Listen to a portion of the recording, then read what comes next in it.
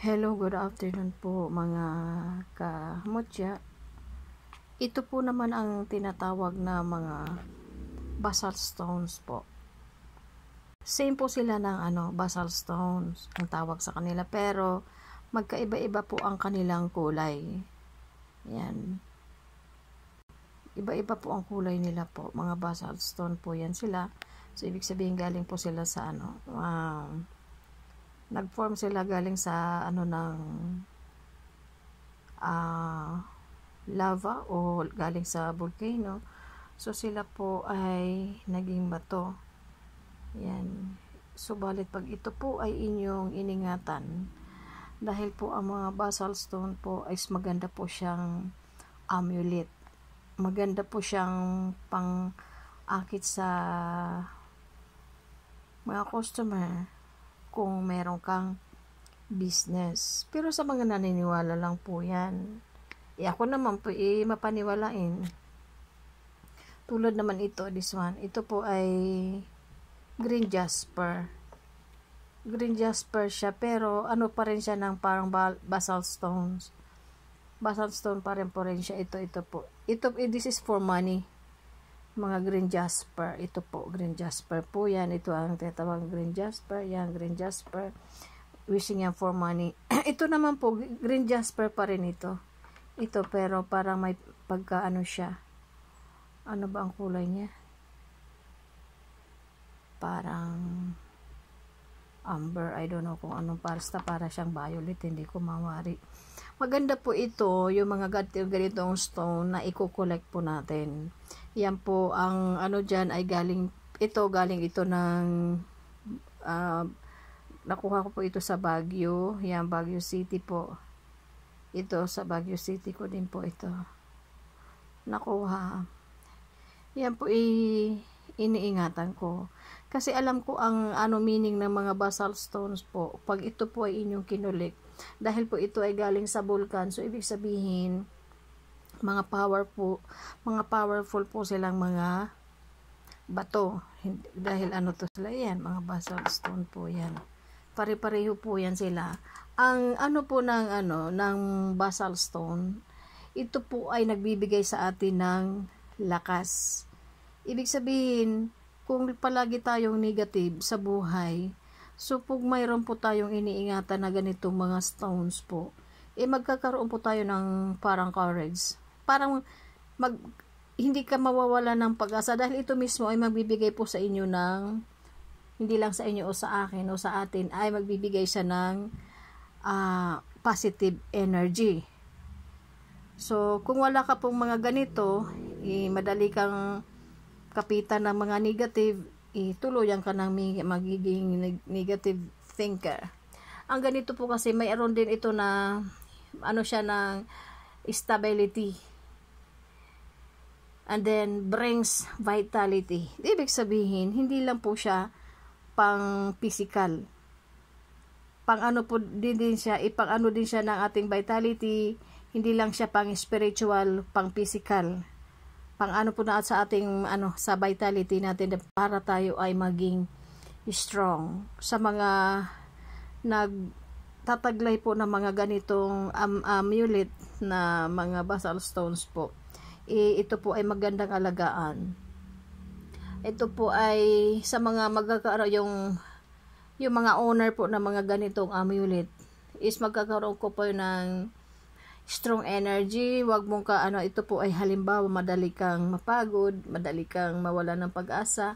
Halimbawa, parang madali kang parang pagkaramdam mo ikaw na lang nag-iisa, wala ka nang kakampi. Pag meron ka po mga ganito, hindi mo na yan sila iisipin. Ang iisipin mo lagi ang mga positive side sa iyong buhay. So ibig sabihin, kahit man kung lang, hindi ka man naniniwala, basta't kayo po ay mag-alaga lang po ng mga ganitong klaseng amulet, ito po ay napakaganda. Din po ito sa magbigay ito ng init o sa ating katawan. Kung hawak natin ito lagi, ito po ay nagbibigay sa atin ng init sa katawan. So, ibig sabihin, kung mayroon tayong mga nararamdaman, pwede din itong maigamot natin. Ito nga po ay ginagamit ng mga pagmamassage, yung mga ganitong stones. Ginagamit po ito ng mga spa. Pero yung mga black lang ang ginagamit nila. Ito naman ay iba-ibang kulay naman itong klaseng mga basal stones na to. So, ito naman po ay amulet po ito, pang protection at pampaswerte. So, magkaiba-iba ang kanilang hugis, iba-ibang kulay, iba-ibang style. Pero, the same po silang mga basal stones. Ito po ay, anong sabi? It is good amulet that can give you power to live through today and tomorrow. Help to diminish the negative aspects of one's character. Yun, ganyan po ang sinasabi dito na ganyan po ang dala sa atin ng mga amulets na yan. Kahit mga bato lang yan, tingnan po, yan po ay may mga gabay at may mga energy po na nagbibigay sa atin upang tayo po ay palakasin at paanuhin ang ating tawag niyan, mindset na mawala ang mga negative thoughts. So, sa mga hindi mahilig mag-collect ng mga ganito, matuto na po kayo. Dahil ito naman po ay walang imposible po. Hanggat tayo po ay, kaysa naman naniniwala ka sa mga Chinese na yan. Ito po ang mga original na amulet galing sa inang kalikasan. Yan po, magaganda po yan. Yan po ay maghahatid sa atin ng swerte. Dumating man ang uno sa ating buhay, darating pa rin ang solution o ang blessings galing kay God. Kasi naing mga ganito mga amulets po, ay galing po yan kay God. Galing po yan sa inang kalikasan. So, ito ang ganda nito. Ay, ito. Yan, sa Baguio ko po ito nakita. I like it. Ang ganda niya. Yan, alagaan ko lang yan. Ganon po ako sa mga ganyang mga motya ng kalikasan.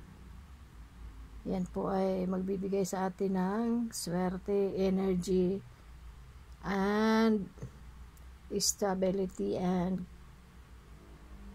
vitality, strength. Yan. Dapat po tayo matuto sa mga dati hindi pa ako naniniwala sa mga ganitong usapin, pero nung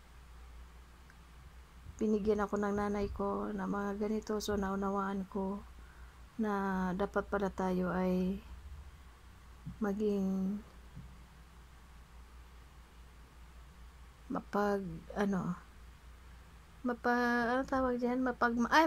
maging malikhain.